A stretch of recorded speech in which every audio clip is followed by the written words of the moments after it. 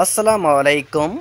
গণবিজ্ঞপ্তিতে আবেদনের বয়সসীমা উঠে যাচ্ছে, ইনি থাকবে আজকের বিস্তারিত আলোচনা। চলুন বিরাজ আমরা বিস্তারিত দেখে আসি। এখন থেকে শিক্ষক নিবন্ধনের বিজ্ঞপ্তি প্রকাশের দিন থেকে প্রার্থীদের বয়স গণনা করতে হবে বেসরকারি শিক্ষক নিবন্ধন ও প্রত্যয়ন কর্তৃপক্ষকে। গণবিজ্ঞপ্তি গণবিজ্ঞপ্তি প্রকাশের সময় পৃথকভাবে বয়স গণনা করা যাবে না। এর ফলে গণবিজ্ঞপ্তিতে আবেদনের ক্ষেত্রে বয়সের বাধা উঠে যাচ্ছে। রোববার 25শে মে শিক্ষা মন্ত্রণালয়ের অভ্যন্তরীণ এক সভায় এই সিদ্ধান্ত নেওয়া হয়েছে।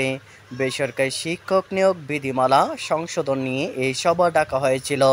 সভায় উপস্থিত মাধ্যমিক ও উচ্চশিক্ষা বিভাগের 3 কর্মকর্তার সঙ্গে কথা বলেছে দ্য ডেইলি ক্যাম্পাস।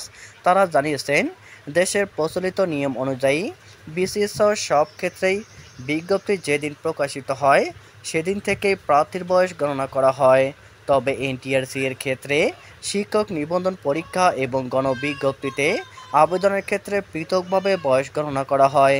এর ফলে অনেক শিক্ষক নিবন্ধন সনদ অর্জন করলেও বয়স সংক্রান্ত জটিলতার কারণে গণবিজ্ঞপ্তিতে আবেদন করতে পারেন না। এই নিয়ম পরিবর্তনের বিষয়ে সবাই একমত পোষণ করেছেন। তারা জানান, এখন থেকে এনটিআরসির নিয়োগের ক্ষেত্রে শিক্ষক নিবন্ধনের বিজ্ঞপ্তি প্রকাশের সময় প্রার্থীর বয়স যত থাকবে সেটি হবে মূল বয়স। গণবিজ্ঞপ্তির সময় আলাদা করে আর বয়স গণনা করা হবে না। নাম অপ্রকাশিত রাখার শর্তে শিক্ষা মন্ত্রণালয়ের যুগ্ম সচিব পদমর্যাদার এক কর্মকর্তা দ্য ডেইলি ক্যাম্পাসকে বলেন, একজন প্রার্থী নিবন্ধন সনদ অর্জন করতে গিয়ে কয়েক বছর লেগে যায়, যার ফলে গণবিজ্ঞপ্তিতে আবেদনের সময় তার বয়স থাকে না। ওই শিক্ষক পরবর্তীতে আবেদনের সুযোগও পান না। এর জন্য সংশোধন হতে যাওয়া নীতিমালায় শিক্ষক নিবন্ধনের বিজ্ঞপ্তি প্রকাশের সময় প্রার্থীদের বয়স নির্ধারণ করা হবে। গণবিজ্ঞপ্তির সময় আলাদা করে বয়স হিসাব করা যাবে না।